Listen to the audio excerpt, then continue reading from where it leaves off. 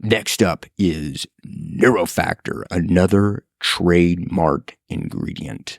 All right, this is at 100 milligrams. So Neurofactor, I believe it has been rebranded. It is a trademark ingredient. It's been rebranded to Cognatique. I'll put it up here. I think it's Cognatiq. I used to think it was pronounced Cognat IQ, but when I heard Cognatique, I was like, oh yeah, that actually makes better sense. The company that owns the trademark is Futureceuticals. Cognatique/Neurofactor. It is a extract of the coffee fruit. It's also called coffee cherry. So when you think of coffee, we just talked about coffee beans from the natural caffeine. Well, the coffee bean is actually a seed of the coffee cherry/coffee fruit. All right, there's the coffee Arabica plant.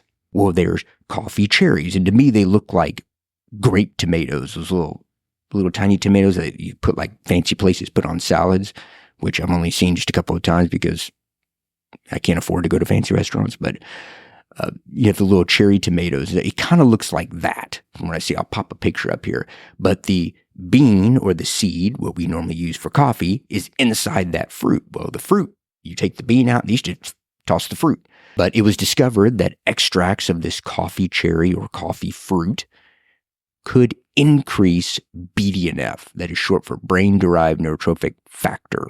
Ooh, it sounds brain-derived neurotrophic factor. Man, that sounds intense. But it's a protein made in the neurons, and the idea is you're taking this neurofactor, and then it could help increase the production of the BDNF. Well, there are three, what I got from reading some of the literature, there are three main proposed benefits of neurofactor, or I guess any supplement that can help increase BDNF. And that is neurogenesis, so the actual creation of new neurons.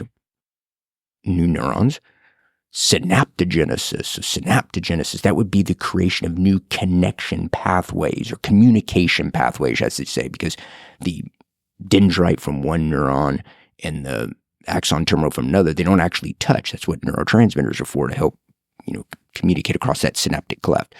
And then long-term potentiation. So long-term potentiation, it is a hypothesis, but it's one way that it's believed how learning takes place and memories are formed. So if you have neurons that are communicating over time and they continue to communicate, well, then it increases the strength between them.